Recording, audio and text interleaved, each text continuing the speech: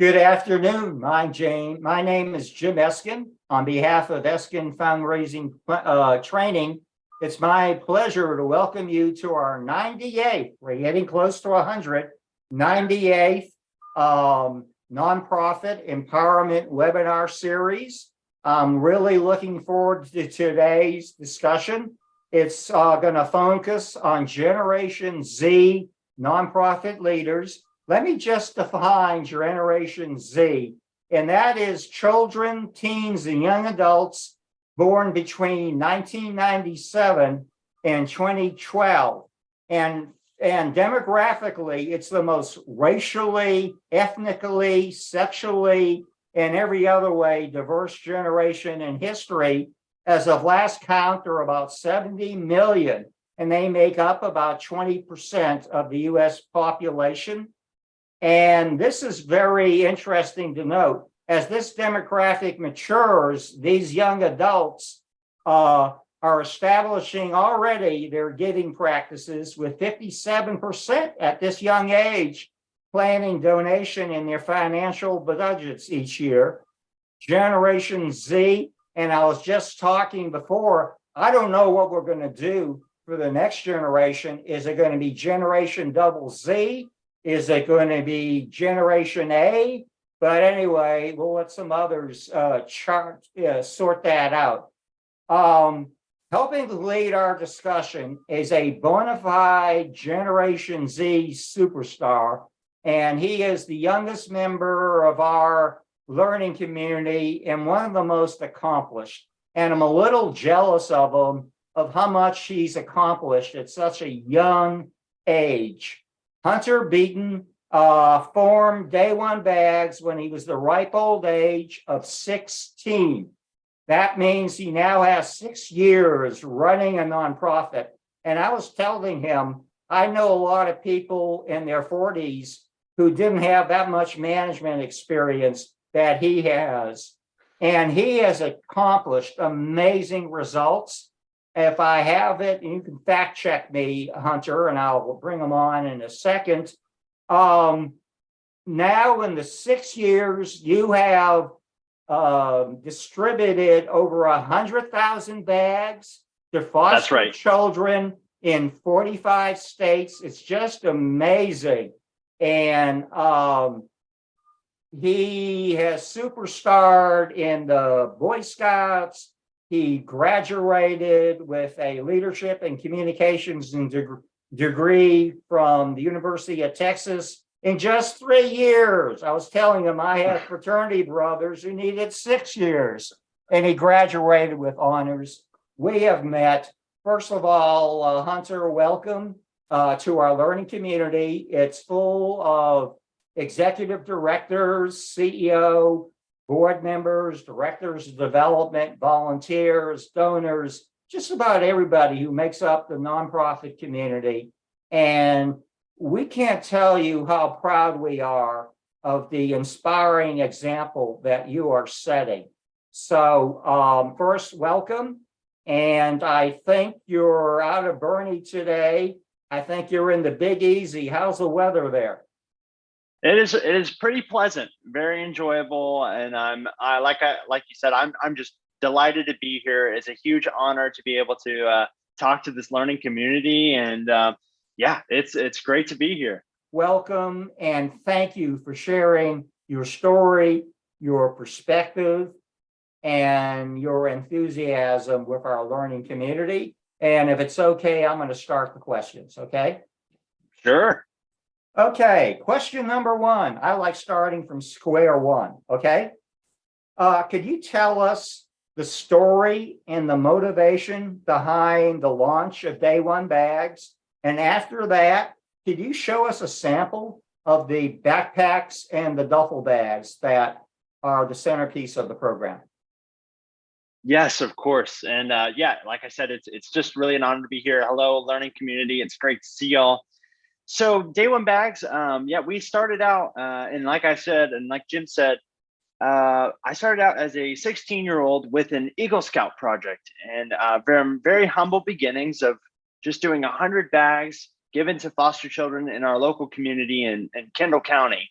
However, the story kind of started a little bit earlier than that, in that my motivation for this nonprofit came from an experience that I had when I was much younger. I'm blessed to be the older brother to 3 adopted siblings. All these siblings came to our home through the foster care system. And while each of their stories were a little bit different, I saw some common themes that they experienced whenever they were coming into our home. And one of the experiences that I saw was they were given trash bags whenever they were moving into our home. And what I mean by that is sometimes whenever they were taken out of the space they were in or in a group home, they were placed with, and they were told, here's your trash bag, put whatever you have, and then go into your new home. And that struck a chord with me. I received them into our home. And Hunter, you mean literally trash bags, right? Literally. Oh yeah, I literally not metaphorically. Like these are black trash bags, that's where they're told to put in their stuff. And struck a chord with me, especially being young. And I just figured, why is this happening? Why do they have this? And so coming along when I was turning 16 and doing an Eagle Scout project, I decided to do a small project giving them bags, duffel bags and backpacks. And I'll show you some of them now. This is our final product. So this is what we're doing now that we're official nonprofit. But this is this is our backpack. This is our publicity bag. It has our logo on it, but you can tell it's got a great quality. This is a lot of the stuff we'd like to give to back to school or students that are doing stuff like that. Opens fully right up, and it has a number of great pockets. You can put some information here. That's one of our bags. And then we have even another one right here. This is our duffel bag. Now, this is the camo version of it. Most of them are black or pretty uniform color, but these are incredible for moving. As you can tell, they're going to be very helpful. They have pockets for like shoes, things like that. Very useful. And so, after I had done an Eagle Scout project, I decided to move it forward into being a more sustainable project. And then during my time in college, we decided to make it a full-time nonprofit. And I was working as a part-time worker during college. And that's where we started to do our official nonprofit operations. It's an amazing story. Okay. What have you enjoyed the most about being a nonprofit leader?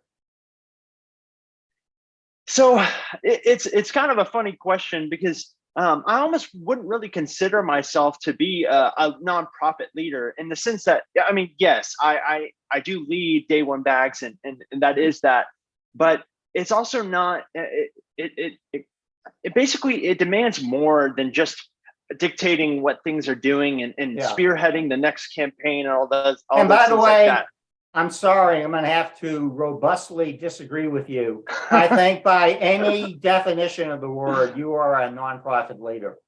Yeah, I think I'm being a little coy. And what I mean is, basically, while I am a nonprofit leader, I also would consider myself a collaborator. And I think that's what a good leader needs to be, is someone who's willing to see, yes, there's a need and what your mission is and things like that, but also who is filling that space with you.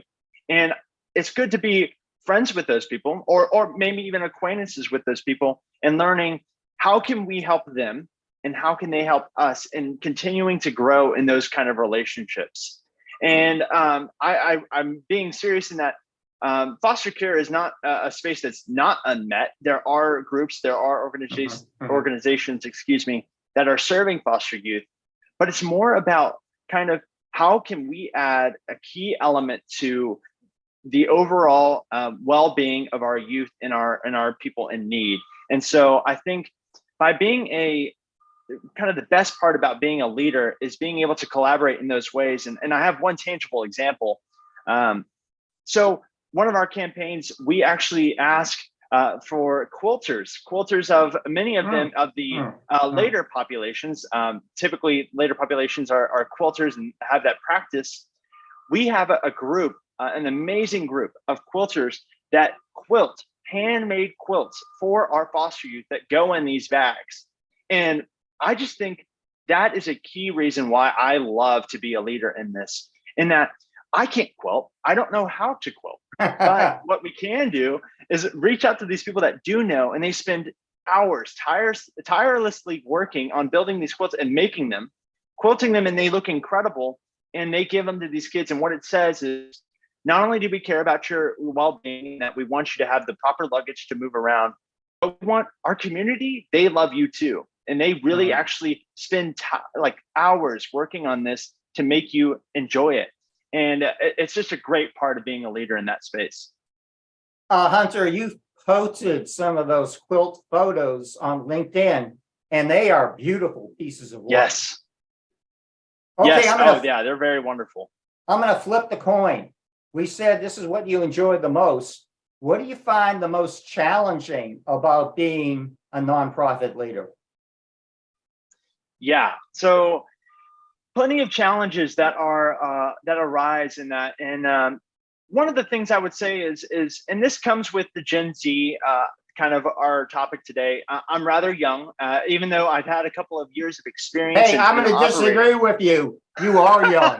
Okay, sorry, you're flat. You know, no gray. You are young. Oh, thank you. Yes, thank you.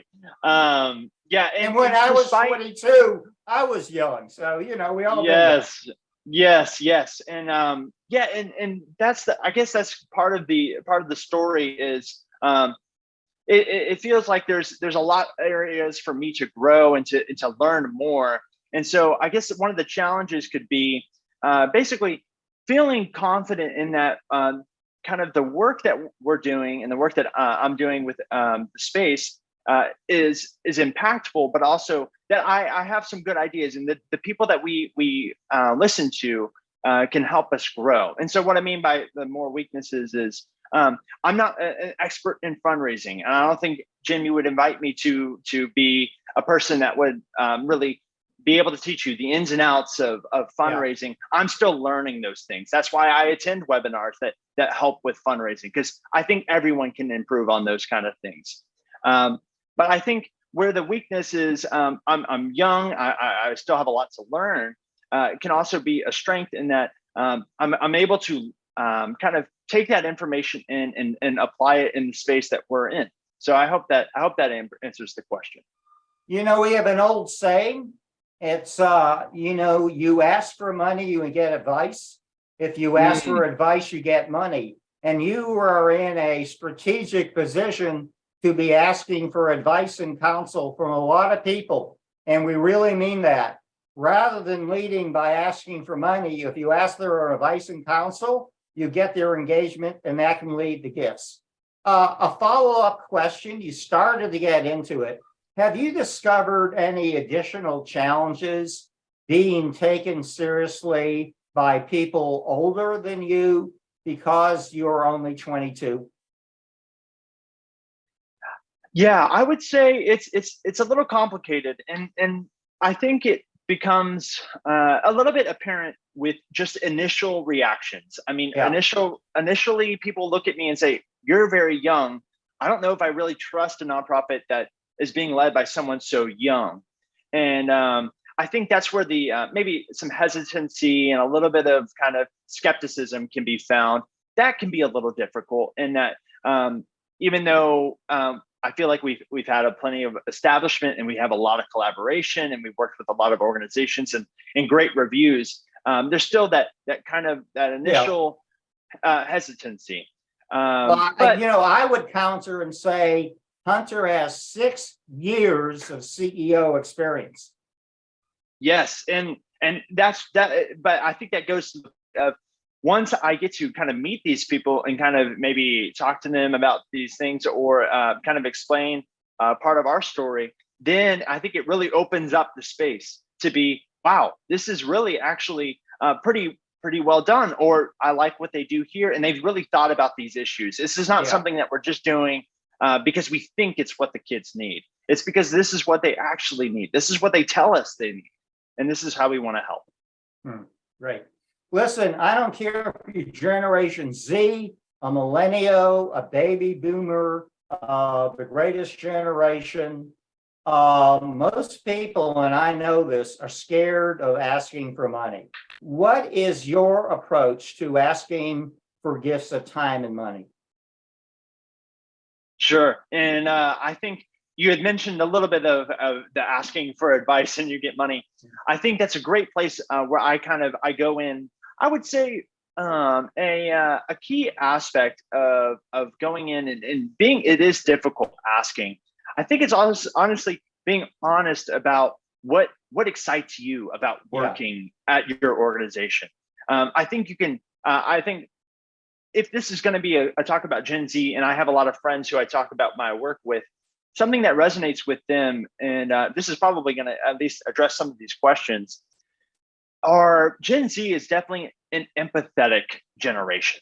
I think they really drive a lot on anecdotal evidence. They like stories. They like things like how their impact will literally change a story about a kid's life. And so I think with fundraising, we like to take, obviously, we are going to provide the data that we get. There is the data here, and we want to provide that. That's not something we don't want to do, but we also want to lean on these stories, hearing about different people's encounters with providing and supplying these foster youth with bags, with quilts. That's a key thing. And then also directly hearing from the youth that we serve. We have a number of mediums where when we give a bag to a kid, we want them, if they're of the age, to write thank you letters or notes back. We want them to tell us, hey, this is what we loved about what you do, or thank you so much. And this is how you've really helped me prepare for my next stage of life. And I think that is a really key way of showing to your supporters and to your donors that what you've supplied us to, or what you will, can actually have anecdotal and practical effects.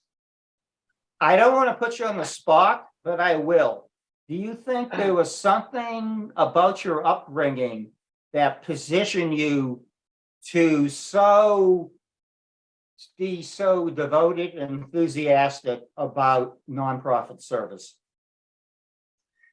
You know what? As I think about it, and as I go through, it's hard for me to find exactly where that drive came in. I think if I really kind of boiled it down, it would go to something along the lines of I did want to help people. And as you go through kind of middle school, or maybe elementary school, middle school, it's like you're thinking of the typical jobs, doctor, or maybe some services like police officer, EMT, stuff like that. Things I all want to do. But once this service project, especially my Eagle Scout project, kind of worked its way into my life, I was saying, wow, this is something that no one ever really suggested that I could do, but it's definitely something I can do. And there's nothing really stopping me from doing it. And yeah, that's a great attitude. That's a great attitude. Yeah. Well, and there's not, and sure, it may seem like I'm young and that I maybe don't have the experience, but you don't only get experience by actually going into the space. You can't gain it by not doing anything. So you've got to start somewhere. And so basically, I think it had to really boil down to is seeing the need and actually knowing that there is a space that I can actually kind of impact in that way. And I find myself very blessed to be in that space. About how much time do you think you've devoted to Day One Bags? In total, it's hard to calculate. For many years, it was purely a part-time. For many years, it was. I wasn't taking any kind of pay or anything like that. It was purely of my own, kind of love for what I do. You were a volunteer. Yeah, essentially, yeah. And so, but now, so throughout college was most of that time. It was a lot of volunteering, kind of stuff like that. But then I turned it into a part-time job whenever we became an official nonprofit, and worked, anywhere from 15 to 18 hours a week, kind of like a normal college semester schedule, while on top of doing full-time school. So definitely working in that way. And then once I graduated last May, we incorporated doing a full-time position. So since then, I've been doing a full-time position at Day One Bags. So many hours and many years. Yeah. Let me ask you, it begs this question. You've been devoting so much time to Day One Bags. What did you have to give up that most young people do? So with this question, I'm going to be honest. I feel like I've been very, very blessed to have. I'm not had to give up a lot. I think it really did take a lot of key moments where I was able to say, "Man, I'm actually spending way too much time doing this, this, and this." I think it here. Let me rephrase what I'm saying. I think it really took some prioritization, and it really took kind of a key focus on what my real objectives are and what my real motivations are for doing this, and prioritizing and kind of like these steps of hierarchy of the things I want to see to happen. So where am I feel like I'm lacking in meeting out with friends and having a good time, or where are the spaces where I need to devote more time to Day One Bags? And I think that was the kind of the realization. I wouldn't say anything I had to explicitly give up other than just my ability to kind of be not like kind of carefree about it. I think this job has made me more cognizant of time is very important, and the way in which we spend it can really affect the efficacy of what we're working in. Do you find it easier to work with other Generation Z members than everyone else? Yeah, that's an interesting question. I would find it is a little strange in that, kind of like we had mentioned before, there's not too many Generation Z out in this space yet. I think they're Yeah. going to start occupying it very, very soon.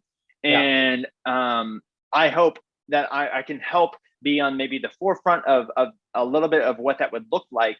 But my space doesn't necessarily involve them as much. I've had the pleasure of meeting a number of Gen Z nonprofit leaders. I was a invited guest at a class at UT, my alma mater, and we were able to talk to some of these other Gen Z nonprofits, and they are a delight to work with because we do see similar things about the world, or maybe about kind of the change and specifically with foster children.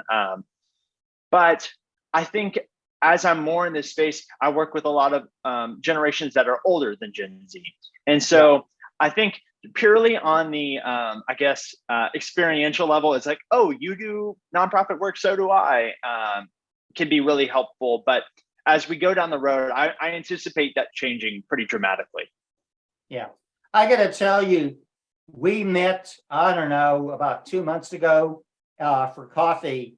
And as soon as we got into the discussion, it's like the age difference completely disappeared. 100%. We were most focused, how can we make nonprofits more effective? And we were talking about fundraising challenges. We were talking about challenges in recruiting volunteers. And it didn't matter that maybe I was 3 times your age or whatever. Okay. My calculator can't do that. Hey, let's ask you some tough questions. What's your long-term vision for Day One Bags? Yeah, so we've actually done a lot of strategic, just kind of planning and a lot of talking with the board. And I know for us, our plan is really, like we've mentioned, we've reached 45 states and we've served 100,000. We've actually given out 100,000 bags just last year, and so I have had a very impactful. Could you repeat that? That's astonishing to me. Could you repeat that again? Yes, it's 45 states that we've served and over 100,000 bags. So we like to equate that to 100,000 youth, which is a huge blessing. It's great. It's fantastic. And so our whole like long-term vision is, I really want to see, not only do we want to get all 50, which I think could be very attainable very soon, but I do want to see kind of our roots, kind of something what we built here in Texas, kind of branch out, move out into these other states, and us to be kind of the leader in it. And maybe there's a way in which that we can make multiple states, instead of us having to ship out from Texas to all these different places, we can start going in from there and then working in these smaller sectors and believe like that. So we like to think about kind of growing our base in around the Bernie, San Antonio area, but then being able to say, you can do this in anywhere in the Midwest or in the West or the Northeast, and be able to do it well, because the need is still there. The foster kids are still having trash bags. Even if we supply these foster homes or these child protective services in these different states with a number of great bags, the need will still be there. And we hope we can kind of make it a sustainable kind of patch in each of these little areas. No easy questions. Hunter, if you had the opportunity to go back in time, and you don't, okay, you're pretty amazing, but you can't go back in time. But if you had the opportunity to go back in time and do this over again, is there anything you would have done differently? So I'm gonna have to say, and my answer is no, but it's because I really do find that the areas in which I learned the most are through the mistakes that I've made. I think the most successful campaigns, while they're amazing, they actually help us out so much. They're actually the most helpful for our campaign. They're not the ones that they stick out to me, and that I'm glad they succeeded. But in the ways in which that I learned a lot of things, I find it more that, oh, that campaign or the things that we did here, or the collaboration, like how I didn't really thank this donor well, has been more impactful to me. And that's enabled me to say that, thanking our donors or thanking the people or asking for input from these foster youth, that's way more important than the fact that I got this right, or our team did all of this correctly. And so I think the experience that I've learned from over the years has just been invaluable, and I don't want to forsake that if I went back in time. Well put. What advice, and I think this is getting to the crux of the matter, what advice do you have for nonprofits on engaging Gen Z members? Yes. So engaging Gen Z members is going to be very key, especially for the coming years. We're going to be starting, like you said, the ages are from 1997, or the years. So those that were born in 1997 through like 2012, these are the kids that are going to be, well, really young adults that are going to be graduating from high school, graduating from college. They're going to be entering the workforce, and they're going to be ripe for wanting to help. And I know this because like you mentioned, our population of the Gen Z population is very, very excited to want to make a change. I think that is a very key aspect of it. And you all are the change. It's no stretch to call you the change generation. Yes, I totally agree. And I think it's just, I don't want to theorize here, but I'm sure that the internet and the fact of the phone has just given us so much information that it can really cause a Gen Z goer to really feel two ways. One, they can feel overwhelmed. It's just too much. I can't do anything. And I hope we need to sway people away from that temptation to be like, there's nothing I can do. It's out of my hands. But rather, I think the second one is, you know what, with all this information, why am I not using the tools that are given to me to be able to make the change, the small little change in my local area, or the things that I can afford to change? And so I think with meeting Gen Z members, here's what I find would be the most impactful, is definitely erring on the side of the empathy and anecdotal storytelling methods. Even for myself, I find it very compelling when I hear a really engaging story about how my donation or my contribution to this organization really enabled them to meet the needs of whomever I'm looking for. I don't think we need to forsake any data points. No, on the contrary, it should be leading with the story, leading with how their impact is going to make a change. And then this is what is going to happen, or this is the story and the data to back this up. This story is not just this example or this little ancillary kind of component to it. It's integral. It's really a key part of what makes it happen. And so I think leading with the story, leading with how nonprofits and kind of your story will help whatever your mission is really going to be important for Gen Z to really tap into. And I find that they will really resonate with that message. Great. Okay, you're 22 years old. What would you like to be doing 10 years from now? Yeah, I would be 32 years old, and I have to be frank with you. I'm not too sure of what I would be doing. I have dreams and I have goals, but I really do like the idea of focusing on the shorter term, the 2 to 3 year, the 5 year goals. And I totally see myself continuing to work with Day One Bags and working hard at what is really motivating me in this space, because I know it's definitely it's a new territory in terms of I don't know. There's just not much. I mean, that's why we have webinars on it. We're learning more how to do it well. And I know that this is a space I love to learn. I loved going to school for the fact of learning. And so I know that this is a space that I want to continue to drive in and to thrive in. And I know in my 10-year and future goal, I hope that I'm continuing to learn from others and to continuing to have that young kind of outlook on thing. As I really don't know everything. I really have a lot to learn. By the way, that's a powerful statement when you can say that.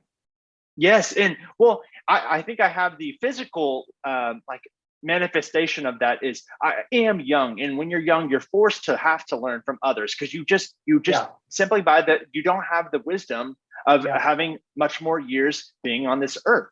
So I think as I progress, I hope I continue to have that outlook on life of I really do have a lot of things to learn, and I don't know everything, so I need to be able to rely on others and to look to their advice, but always doing it with charity and with love.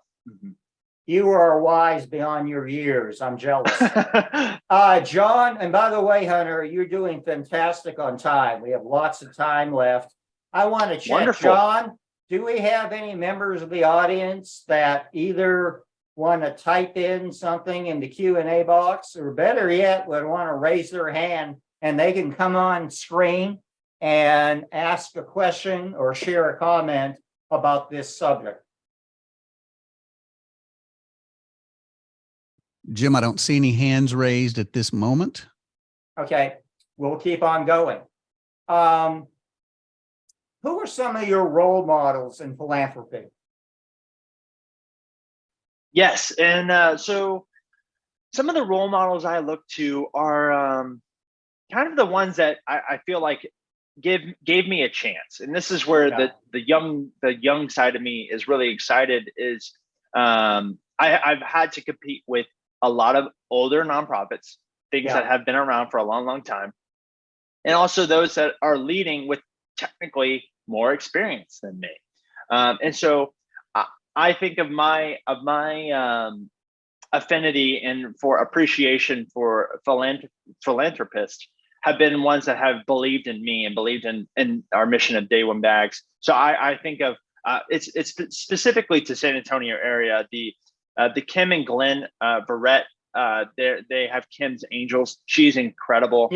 She has given me plenty of spaces to be able to say, you know what, even though I see that you're growing, I trust you, and I want to give you this amount that you can work and drive into giving foster children these bags, these gifts directly. So that's definitely one. There's also another a donor of mine in the Austin area, out of our San Antonio market, who I think they choose to remain anonymous most of the time, but they're a huge benefit for us. They're great. They are honestly asking us all the time how they can help. And many of the times, I think it really has to rely on, I just keep a constant communication with them, checking up with them, seeing how they're doing. And I think that really means a lot. I think that also drives with Gen Z. We're all on our phones a lot of the time. And so even if it's a quick text of thank you, we use some of your funds today. Thank you so much. That stuff goes a long way. And I think as Gen Z are learning to accrue a little bit of finances to be able to give to these organizations, that they see that you're grateful for their gift, they're going to eat that up. Hunter, you studied leadership at UT and graduated in 3 years of honors, so you must have studied it well. What leadership characteristics do you find most essential for a nonprofit leader to move their organization forward? Sure. Yes. So a number of the curriculum, which was pretty interesting at UT, being about leadership, was just kind of doing a lot of case studies on different types of leaders and what works.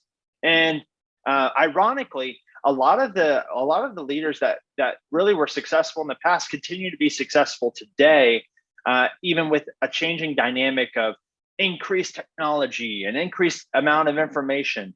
And I'm being a little abstract, but what I mean is, I think driving with a servant leadership style. Obviously, a lot of people hear about this. There's a lot of academic intrigue about it, but leading with that style can really drive and really impact your community. And I think that's also what's great about going in with this space. So I think I like to kind of give it a little bit of substance. Basically, when leading with a servant leadership style, I think that's where going in to a space like, I'm going to be collaborating with a bunch of quilters that are going to be quilting and spending a lot of time creating these quilts for these foster youth. Where servant leadership comes in is knowing that I need help from you, from people that know their key, I guess, their talents, and to be able to say, I need you to be able to tell me, this is where I see Day One Bags fitting into giving these quilts to these kids. And that's where I think it drives a lot of good leadership, is learning to come back to your collaborators and to build it and to say, I want to help you and I want you to help me, and we can continue to have this population grow in that way. You know, Gandhi had a favorite story. He said, there go my people. I must follow them because I'm their leader. You know, again, it is the humility of leadership that enables you to connect and to bond and to motivate people. And hey, you are managing time very well. Okay. Great. So let's Fantastic. take some time here. We got some time and I don't have to rush you. Can you share, you were talking before about storytelling.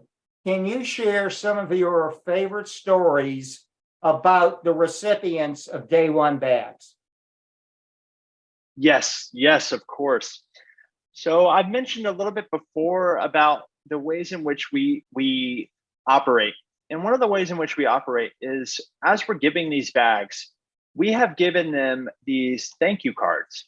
And we ask them and we say, or thank you cards, and really just these mediums for people to write, and these kids to write if they're of age. Some of them are really young, so they won't write us anything. But if they're older, they'll say, please just tell us how this made you feel, how this kind of impacted your life and what state you're in. And many times they're saying, thank you so much for giving us this bag. This helped me to be able to go on to college or to go on to my next trade opportunity. And I was able to stuff my gifts that I got during my graduation in this. And that is a huge one for us. I think specifically, we've had a news story run on the KSAT in San Antonio. And an individual, his name is Jabez. He's a really fascinating young man. And I know he's had a long history in the foster care system. He was gracious enough to share his story on the news, and it was inspiring. It was really inspiring in that, even though it seems like a bag wouldn't really change that much about someone's life, it really is like, maybe it's a span of one day that they use it. He was just saying the simple fact that a trash bag really kind of, whenever he was given a trash bag, it really relayed to him that what he has and basically what he is not really worth much. I mean, trash Yeah. is worth nothing. And so he would tell the story to me and to the news. It was just, it felt like his belongings and himself, he was worthy, and he was worthy of the dignity that he deserved. And that's why we do it. That's always why we do it, is just want to give back and to give them the self-confidence that they deserve. And they're a part of that Gen Z population, a lot of them. And so Yeah. I think if we can meet them there, they're going to be wanting to change the world in all these different ways, which is incredible. You know, it comes to thought, for about 30 years, I was in higher education fundraising, primarily raising money for scholarships. And the scholarship recipient said, more than the money, it was the statement that somebody believed in them. And I have to think that the recipients of Day One bags are fortified by this very concrete evidence that someone believes in them. There's no doubt. There's no doubt, whether it's as simple as a luggage kit, or it's something that people and volunteers have labored for, like building a quilt, making a quilt. That just means so much to them, and I know it because they say it all the time. Do you have anything like an alumni organization? I know it's difficult. Do you have the capacity to track what happens to Day One recipients? A lot of them, yeah, we want to be able to kind of reach out to a lot of the older ones. It's definitely a space where it's a little difficult. A lot of them are definitely, you need to keep confidentiality. They are in a space where that's very important. But on a number of them, we've asked them, those that really enjoy what we do and like what we do, we've asked them to be a part of our advisory board. And that's kind of going into some of these questions in the chat about how large my board is and what's the age range or things like that. We have an advisory board. And this is a board that we go to pretty regularly. We say, here's what we're thinking about our next campaign, or here's something that we're looking into. Can you tell me a little bit about your experience? And what the advisory board is made up of foster children that have aged out of the system. And we've asked them, tell us a little bit about, if we were going to go in with this idea, would you receive it well, given your past in the system? And they would say yes or no, or actually, I don't really like this that much. It doesn't really speak to me, or this is a stereotype of something we feel. It's not actually what's going on. So I think having something like that, especially if your group is a human resource kind of thing, that is really a key part to have it be successful. Because there have been a number of times where I've gone in thinking, oh, this idea is going to be fantastic and it will definitely help. And they're like, you know what? I think this avenue was going to be much better. And I'm so glad I did. That's where that servant leadership comes in, being able to be led a little bit, knowing that, you know what, I might think something about this, but they have the experience and I can trust that they know what they're talking about. And so that's been a key aspect. You know, I love it. I think one of the challenges that the nonprofit sector faces is exactly what you articulated, is getting more input from the people you're trying to serve and the problems you're trying to solve. That's the people at the front lines. I love that. Bravo to Day One Bags. Okay. Thank you. Hey, I got to ask you, you are so positive about life and your outlook. What are the keys? You know, I got a lot of people listening. Maybe they're not even in nonprofits, but I think it's a great philosophy and attitude in life. What is the basis of you being so positive about everything?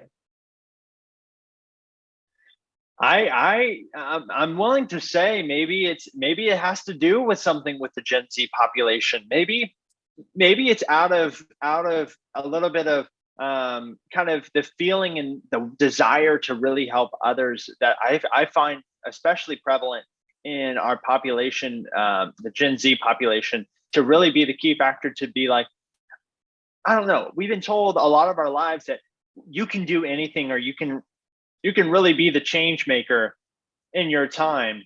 Mhm. And I find it that a lot of the stories I hear from friends of mine who are in the population, we believe these things precisely because we've seen the examples happen. We see young people go to great heights, doing great things. I think the I guess the influence of information and the technology that you're able to see great acts of great service. Where there's a lot of news stories that focus on the macabre and Mm. horrible things that happen. I think there's a lot of also good things that are being told and things like that. And that's where I try to focus. I really do. We pay attention to the things that are going on that are disheartening and that are hard, because that's how we want to meet those needs. But we also want to focus on the people that are doing the right things and reorient and say, those people are people that I want to continue to be friends with. And those are the people that I want to continue to grow with, because they have this outlook on life that we can make that change. And yeah, this is where technology definitely plays in that way.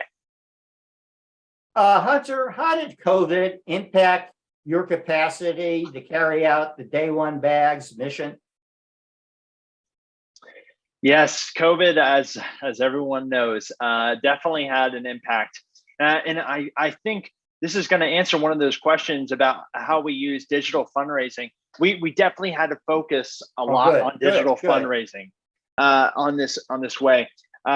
We were still a very relatively young nonprofit. We actually qualified as an official 501c3 during the year 2020. So definitely, What timing? What timing? Right. Yes, it was very much born from that age, and so we had to kind of really work out how to do things well. And a lot of that is digital fundraising. We do focus a lot on social media and a lot of that way. So one of the things we do, and especially our Gen Z focus, I want to make a quick claim here, is a lot of our donations and donors are not of the Gen Z population. While they do have a lot of the impact on this, on our kind of way of thinking and how we operate the mission, they don't have the accrue the funds yet to donate as much that doesn't yet. surprise me. If you look where wealth's concentrated, it's primarily in the baby boomer generation, maybe millennial. I mean, that's not surprising at all. Yes, but and I think that's exactly right. But where it really is impactful is Gen Z population spreads the word like wildfire. And that's definitely on these social media sites. If they see something they love, they are going to share it, and they are going to send it to their friends. They're going to say, wow, that is so cool. I mean, you get messages from friends, especially on Instagram. I think if you're trying to meet the Gen Z population, Instagram is a great avenue.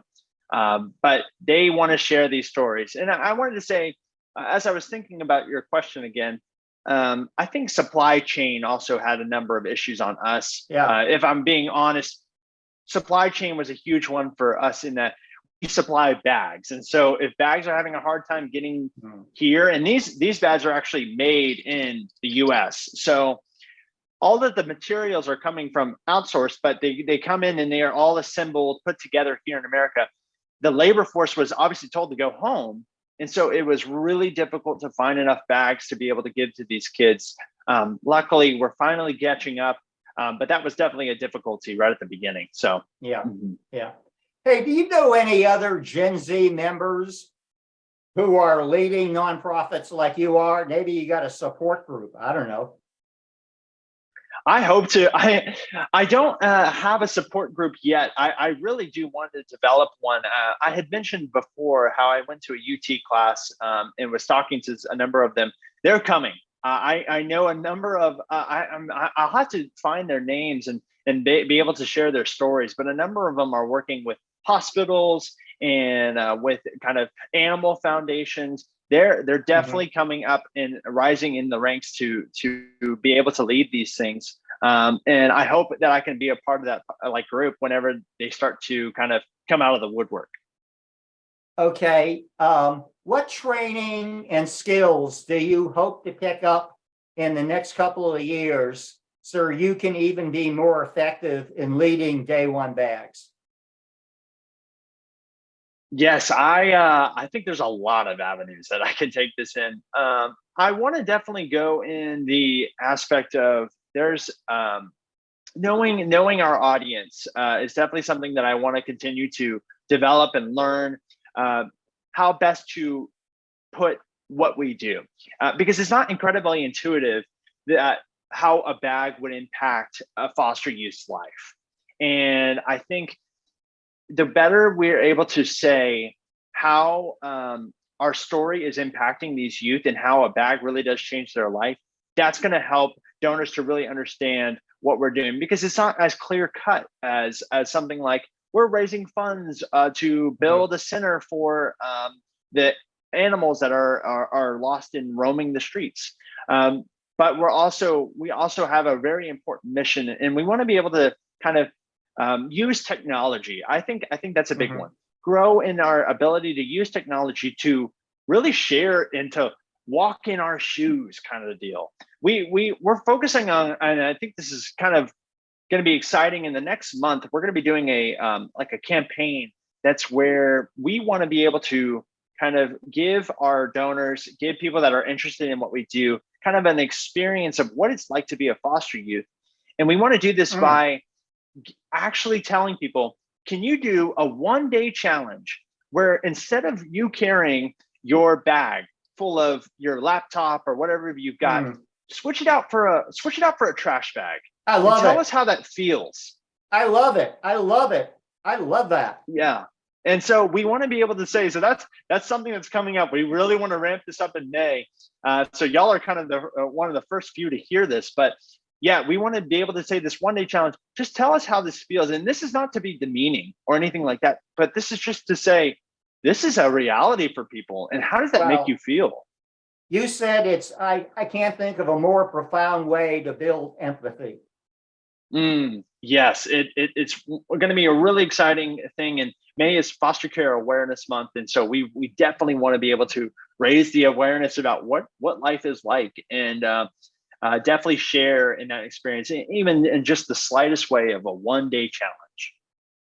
Okay. Hey, John Largent, can you put up Hunter's contact information? If there are people not just listening right now, but are going to watch the replay, and that'll be several hundred people, okay? If they want to help with gifts of time, talents, and treasure, how can they do that?